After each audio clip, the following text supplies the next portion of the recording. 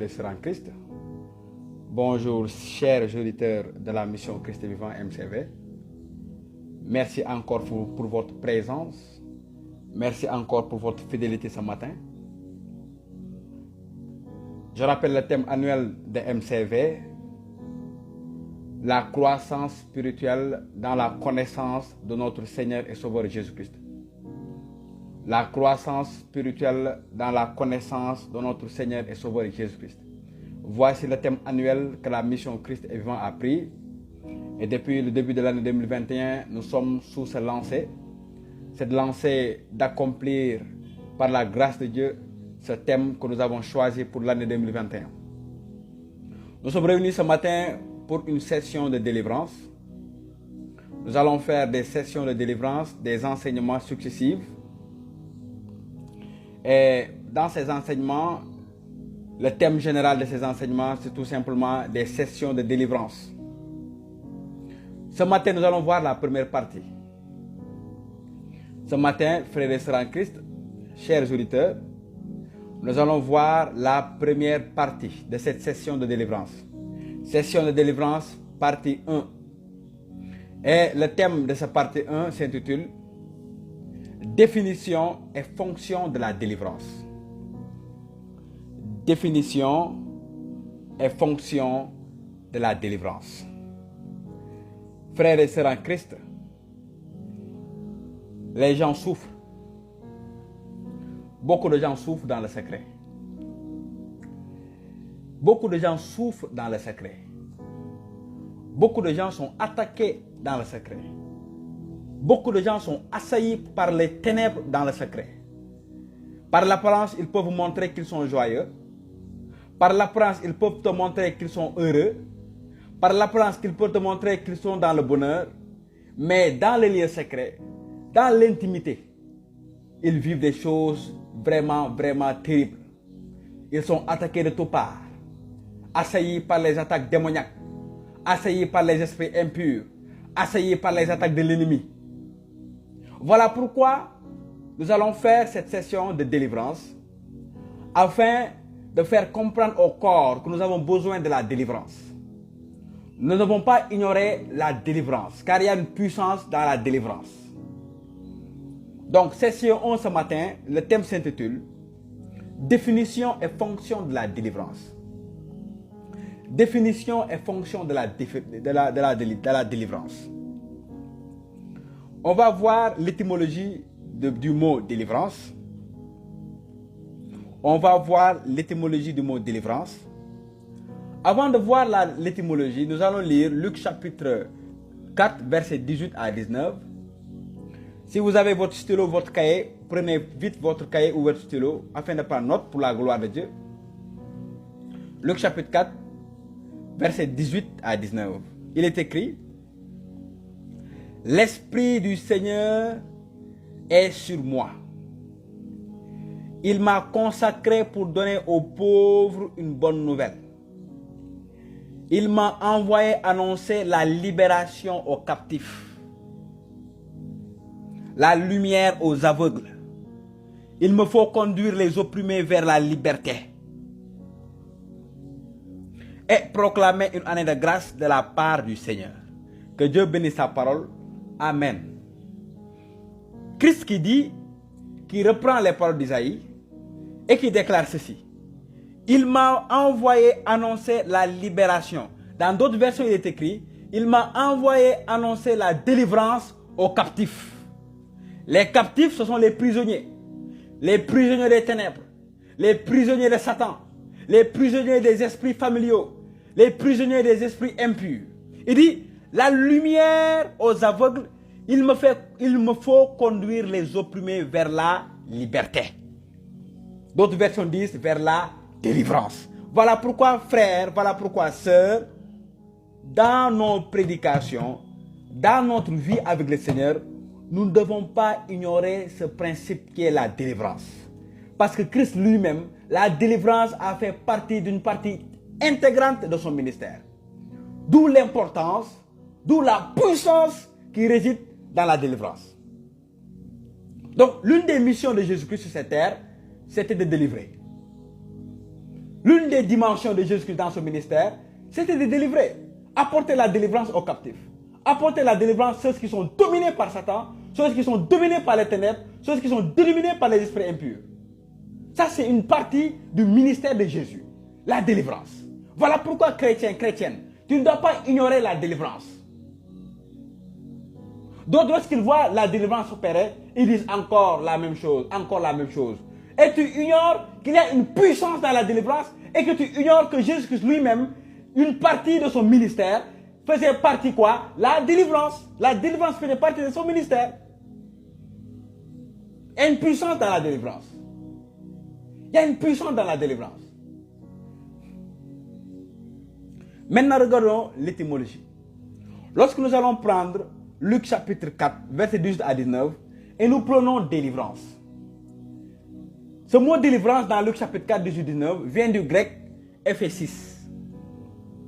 Délivrance dans Luc 4, 18, 19 vient du grec Ephésis. Ephésis s'écrit A-P-H, accent aigu, S-I-S. Ephésis. A-P-H, accent aigu, S-I-S. Ephésis. Délivrance vient du mot grec Ephésis, conformément à Luc chapitre 4, verset 18 à 19. Que signifie Ephésis? Que signifie Ephésis? Ephésis signifie libérer les esclaves. En d'autres termes, libérer de l'esclavage. Ephésis signifie libérer de l'emprisonnement. Ephésis signifie oubli ou pardon des péchés. Je répète, délivrance. Le mot délivrance, dans Luc chapitre 4, verset 18-19, vient du grec Ephésis, qui s'écrit A-P-H, accent aigu, S-I-S. Et que signifie Ephésis? Ephésis qui signifie libérer de l'esclavage. Ephésis qui signifie libérer de l'emprisonnement. Ephésis qui signifie oubli ou pardon des péchés.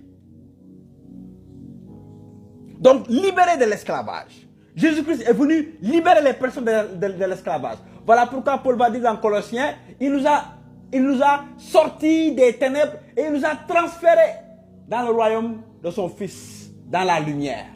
Donc Jésus-Christ, l'une de ses parties intégrantes de son ministère, une partie de son ministère, la délivrance faisait partie. Il était venu libérer les esclaves. Il est venu libérer ceux qui étaient liés. Ceux qui étaient liés par les esprits familiaux. Ceux qui étaient liés par les ténèbres. Christ est venu les libérer de l'esclavage.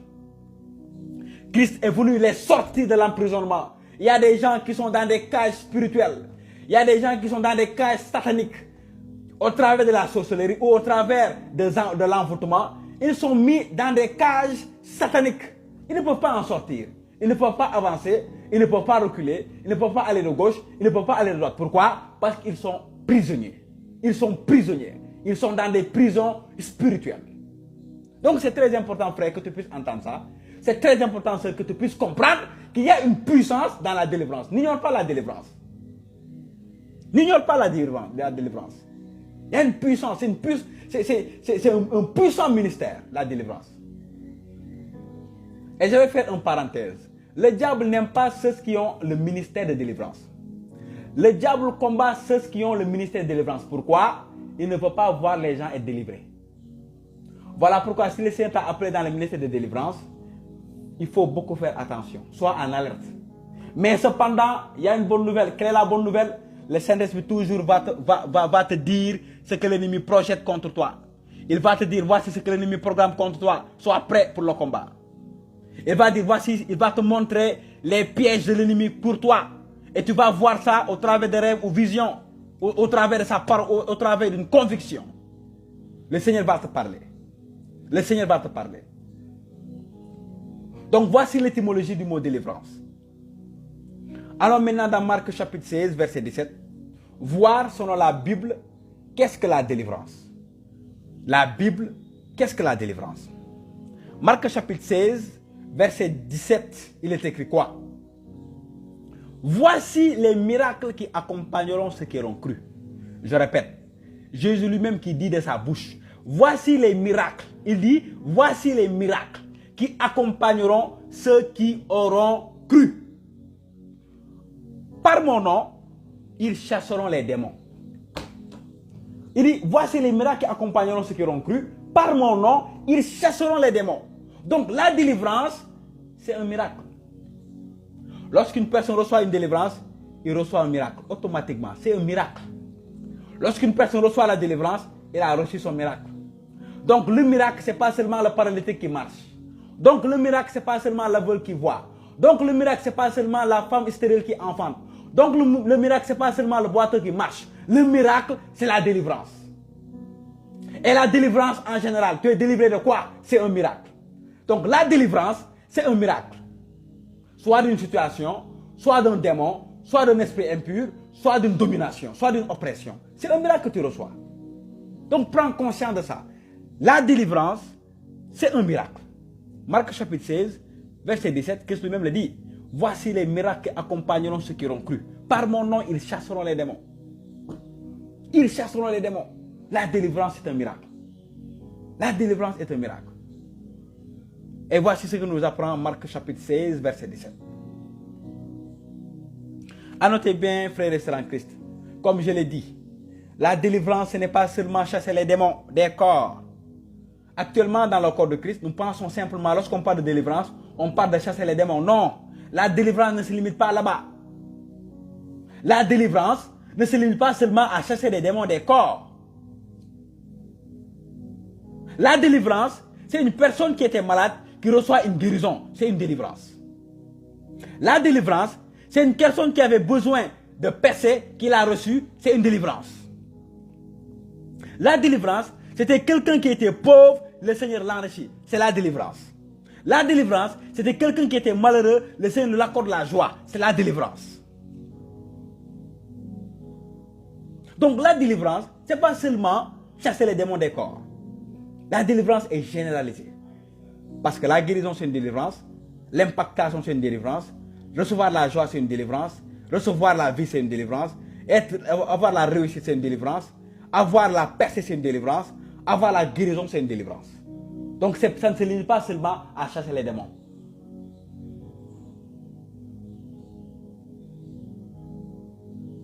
Définition de la délivrance.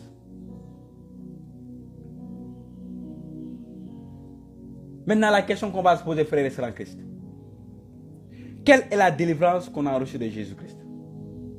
Il faut savoir, frères et sœurs en Christ, Jésus-Christ nous a délivrés totalement. Une délivrance totalement.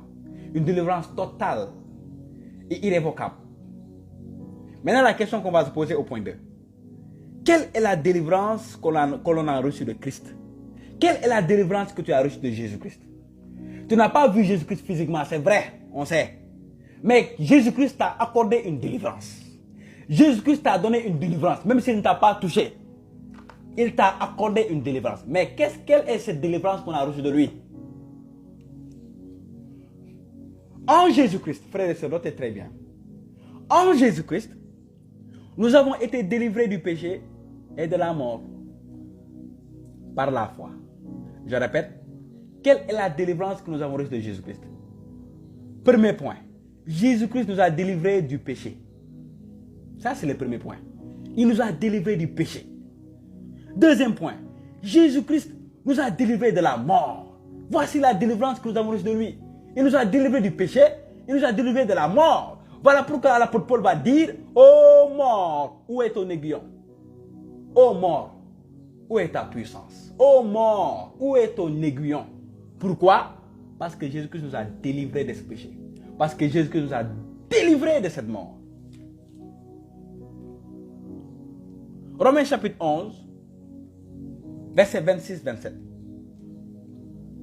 Romains chapitre 11, verset 26 et le verset 27.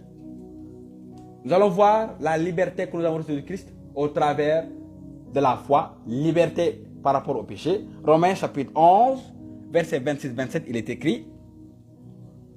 Romains chapitre 11, verset 26-27, il est écrit.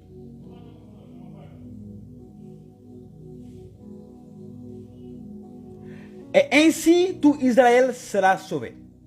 Selon qu'il est écrit, le libérateur viendra des Sion. Notez bien, il dit le libérateur. Dans quel domaine? Domaine de délivrance. Le libérateur viendra de Sion et il détournera de Jacob les impiétés. Verset 27. Et ce sera mon alliance avec eux lorsque j'ôterai leur péché. Lorsque j'ôterai leur péché. Le verset 27 déclare, Romains chapitre 11, verset 27. Et ce sera mon alliance avec eux lorsque j'ôterai leur péché. Donc Christ nous a délivrés de nos péchés une bonne fois pour toutes. Une bonne fois pour toutes. Il nous a libérés de ce péché originel. Il nous a libérés de nos péchés. Une bonne fois pour toutes. Ça, c'est la première délivrance de Jésus. Maintenant, quelle est la seconde délivrance de lui? J'ai dit, c'est la délivrance par rapport à la mort. Romains chapitre 8, verset 1 et le verset 2. Dans Romains chapitre 8, verset 1 et 2, il est écrit, mais pour ceux qui sont dans le Christ Jésus, cette condamnation n'existe plus. Dans le Christ Jésus, la loi de l'esprit qui est vie t'a délivré de la loi du péché et de la mort. Donc, d'autres versions disent, il n'y a donc plus aucune condamnation pour ceux qui sont en Jésus-Christ, car la loi de l'esprit que donne vie en Christ m'a libéré de la loi du péché et de la mort. Voici la seconde délivrance. Quelle est cette seconde délivrance? C'est la délivrance de la mort. Christ m'a libéré de la mort. Frère, toi qui m'entends, Jésus-Christ t'a libéré de la mort. Sœur, toi qui m'entends, Jésus-Christ t'a libéré de la mort. Il t'a libéré du péché. Voilà pourquoi tu ne dois pas accepter que le péché te condamne. Voilà pourquoi tu ne dois pas accepter des pensées de mort. Voilà pourquoi tu ne dois pas croire aux menaces qu'on te donne, les menaces de mort. N'aie pas peur de la mort, car Christ t'a libéré une bonne fois pour toutes du péché et de la mort. Crois-tu en cela? Reçois cette parole pour toi personnellement. Peut-être actuellement tu es en train de voir que des morts, que des défauts, des hommes morts dans tes rêves ou visions. Le Seigneur t'a libéré de la mort. Ce n'est pas normal qu'ils t'apparaissent en rêve. Ce n'est pas normal que tu les vois à chaque instant. Ils sont morts, ils sont partis. Que les morts restent avec les morts, que les vivants restent avec les vivants. Ils sont morts, ils ne doivent plus revenir te tourmenter les nuits. Christ t'a libéré de cette mort-là. Reçois cette parole pour toi. Et au même moment que je parle, reçois ta délivrance maintenant. Et je commande à ces esprits qui t'apparaissent, ou bien qui t'apparaissent dans les rêves, te lâcher maintenant au nom puissant de Jésus-Christ. Reçois ta délivrance là où tu es maintenant au nom puissant de Jésus-Christ. Libéré de ces esprits de mort au nom puissant de Jésus.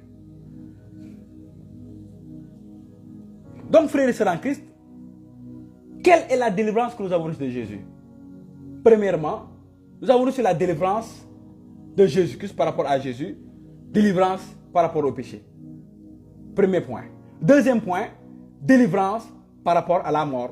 Donc, lorsque toi, tu viens à croire en Jésus-Christ, sache que tu es libéré du péché. Le péché ne peut plus te condamner. Lorsque tu viens à croire en Jésus-Christ, sache que tu es libéré de la mort. La mort ne peut plus te tenir. Tu es libéré une bonne fois pour toutes. Voilà pourquoi il va dire, celui qui croit en moi, est passé de la mort à la vie. Troisième point. Le troisième point qu'on va se poser, quelle est la première étape vers la délivrance? Quelle est la première étape vers la délivrance? Il y a des étapes. Maintenant, quelle est la première étape vers la délivrance? Toi qui as besoin de délivrance, il y a un premier pas que tu dois faire. Et c'est ce que je vais te montrer ce matin. Tu as longtemps recherché la délivrance. Et tu as dit que Seigneur, j'ai longtemps souffert, tu ne m'as pas délivré. C'est ce que je vais te montrer ce matin. Je vais te montrer le premier pas que tu dois faire afin d'aller vers ta délivrance, afin de recevoir ta délivrance. Parce que lorsque tu ne fais pas ce premier pas, ça sera difficile pour toi de recevoir ta délivrance. Voici le premier pas que tu vas faire. Quel est le premier pas que tu dois faire pour recevoir ta délivrance? Ou quelle est la première chose à faire pour recevoir ta délivrance? Notez bien, frère. La première chose à faire pour acquérir ou recevoir ta délivrance, qu'est-ce que tu dois faire? Tu dois aller vers la connaissance. La première chose à faire pour acquérir ou recevoir la délivrance, c'est d'aller vers la connaissance. C'est de recevoir la connaissance. La connaissance est la porte à ma délivrance. La connaissance est la porte à ta délivrance, frère. Tu as longtemps cherché la délivrance, sœur. Tu as longtemps cherché la délivrance. La porte à ta délivrance, c'est la connaissance. Pars-tu vers la connaissance? Recherches-tu la connaissance? Mais quelle connaissance? La connaissance de Christ. La connaissance est la porte à ta délivrance. Le premier pas à faire qui doit venir de toi, c'est de faire le premier pas vers la connaissance. Et c'est cette connaissance qui va te libérer. Jean 8, 32, il est écrit quoi? Jésus-Christ dit, vous connaîtrez la vérité et la vérité vous rendra libre. En d'autres termes, tu recevras la connaissance et la connaissance va te libérer. Donc, ce n'est pas seulement d'aller dire, berger, prie pour moi. Ce n'est pas seulement d'aller dire, monsieur le prêtre, priez pour moi. Ce n'est pas seulement de dire, pasteur, priez pour moi, prophète, priez pour moi. Il faut que tu parles personnellement au travers de cette connaissance. Avoir la connaissance que Jésus-Christ est capable de te délivrer. Avoir la connaissance que ta situation doit prendre fin. Avoir la connaissance que ce que tu vis doit prendre fin. Avoir la connaissance que cette peur doit disparaître. Avoir la connaissance que cette mort n'a plus le droit sur toi. Avoir la connaissance que cette vie est ton partage. Et lorsque tu vas avoir ça, tu as fait le premier pas. Lorsque tu auras la connaissance, tu as fait le premier pas. Tu as fait le premier pas. Et maintenant, tu peux approcher quelqu'un qui va prier pour toi. Un homme de Dieu, une femme de Dieu. Et tu vas recevoir ta délivrance. Jésus dit dans Jean 8, 32, vous connaîtrez la vérité et la vérité vous rendra libre. Ce qui te libère, mon frère, c'est la vérité. Que personne ne te mente. Ce qui te libère, c'est la vérité. On peut prier pour toi d'ici jusqu'à 2025. Si tu ne pars jamais vers la connaissance, tu vas toujours rester esclave. Mon frère, écoute-moi. Sœur, écoute-moi, je te parle. Tu as longtemps cherché la délivrance. Tu as longtemps cherché la délivrance, il y a un chemin à passer. Et le premier pas à faire, c'est d'aller vers la connaissance. Pars-tu vers la connaissance? Je te dis, tous les hommes de Dieu peuvent prier pour toi. Toutes les femmes de Dieu peuvent prier pour toi, pour ta délivrance. Et tu ne seras jamais délivré. Pourquoi? Parce que tu ne pars pas vers la connaissance. Tu n'as pas reçu la connaissance. Reçois la connaissance et tu reçois ta délivrance. C'est une réalité, c'est une vérité. C'est un principe spirituel. Un principe spirituel.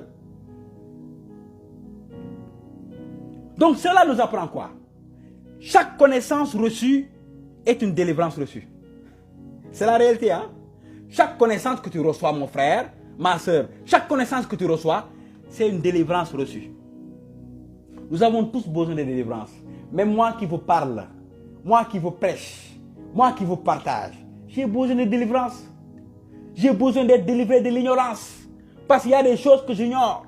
Il y a des choses que je ne connais pas. Et maintenant, pour être délivré de cette ignorance-là, voilà pourquoi je m'efforce toujours à aller vers la parole afin d'acquérir la connaissance et être délivré de cette ignorance. Homme de Dieu, femme de Dieu, berger, prêtre, pasteur, tu as besoin de délivrance. Délivrance de quoi? De l'ignorance. Pourquoi? Parce qu'il y a des choses que tu ne connais pas. Il y a des choses que tu ignores. Tu ne connais pas toutes choses. Il y a des choses que tu ignores. Voilà pourquoi on doit aller dans la connaissance afin d'être libéré. Voilà pourquoi je vous dis, une portion de connaissance reçue, c'est une portion de délivrance reçue. Délivrance de quoi? De l'ignorance.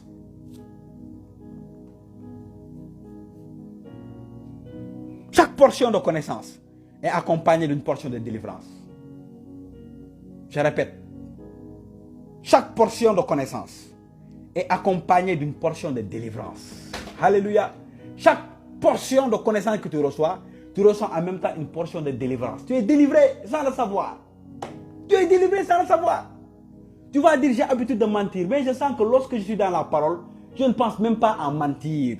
J'ai l'habitude de me mettre en colère, mais je sens que lorsque j'ai commencé à lire la Bible, la colère ne me fatigue plus. J'ai l'habitude d'avoir des pensées impures, mais je remarque que lorsque j'ai commencé à lire la Bible, je n'ai plus de pensées impures. C'est quoi? À cause de quoi? Grâce à quoi? C'est grâce à la connaissance que tu reçois. C'est cette connaissance que tu reçois qui est en train de te libérer petit à petit. Parce que chaque portion de connaissance reçue, chaque portion de délivrance reçue, tu reçois une délivrance automatiquement. L'homme ou l'enfant de Dieu doit être libéré de l'ignorance. Il ne faut pas dire que je suis chrétien, j'ai la connaissance. Il ne faut pas dire que je prêche. Il ne faut pas dire que le Seigneur m'a appelé que je suis libéré de l'ignorance. Nous avons tous besoin d'être libérés de l'ignorance. Même moi qui vous parle, j'ai besoin d'être libéré de l'ignorance. Pourquoi? Parce qu'il y a des choses que j'ignore. Il y a des mystères que mon âme soupire, que mon esprit soupire, que je veux recevoir, que je veux connaître. Et je veux être délivré de cette ignorance. L'enfant de Dieu ou l'homme doit être libéré de l'ignorance. Voilà pourquoi je dis, on peut être un enfant de Dieu ou naître de nouveau et être esclave. Oui, c'est vrai, il y a beaucoup de chrétiens nés de nouveau qui sont esclaves. Il ne suffit pas de dire je donne ma vie à Jésus et tu es libéré de ces démons, non. Il ne suffit pas seulement de dire j'ai donné ma vie à Jésus, je pars à l'église, je prêche, je partage, que je ne vais pas avoir de situation. il y a des enfants de Dieu nés de nouveau, remplis du Saint-Esprit, mais qui ont besoin de délivrance, qui sont oppressés. C'est la réalité. Qu'on ne se mente pas. C'est la réalité. Demandez-leur leur vie secrète. Demandez-leur leur intimité. Ils vont vous expliquer. Ce n'est pas l'apparence. Ce n'est pas l'apparence. Osée 4, la Bible dit quoi? Mon peuple périt par manque de connaissance. Mon peuple est détruit par manque de connaissance. Donc si tu es dans l'ignorance, mon frère, ma soeur, la destruction est à ta porte. Inclus-toi homme de Dieu, inclus-toi femme de Dieu.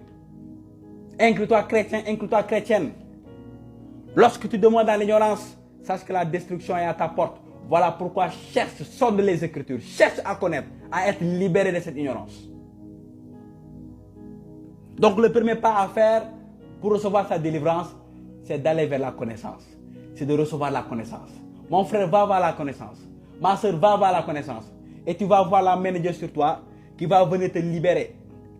Et la dernière chose que je vais vous partager pour cette première session de délivrance, comme thème, définition et fonction de la délivrance. Dernière chose que je vous partage. Donc tout ceci m'apprend. Donc l'une des premières choses à faire pour recevoir la délivrance, c'est d'aller vers la connaissance. Mon frère part vers la connaissance. Ma soeur part vers la connaissance. Et tu vas recevoir ta délivrance. Que le Seigneur t'aide. Que le Seigneur te soutienne. Que la puissance de Dieu repose sur toi. La connaissance que tu viens de recevoir a mis une portion de délivrance. Je n'ai pas besoin de prier pour toi. Pourquoi? Tu as reçu une connaissance ce matin. Et c'est cette connaissance qui t'a libéré d'une ignorance, d'une portion d'ignorance. Tu as reçu une délivrance. Maintenant. Que le Seigneur de grâce nous bénisse tous. Que le glorieux Saint-Esprit nous assiste et nous aide. Restons connectés à Christ. Restons connectés à Christ. Restons connectés à Christ. C'était votre frère Bernard Gano, fondateur de la mission Christ est vivant. Vous pouvez contacter MCV dans ses différents réseaux sociaux. WhatsApp, le 00221 78 370 83 78 370 88 39 78 370 88 39.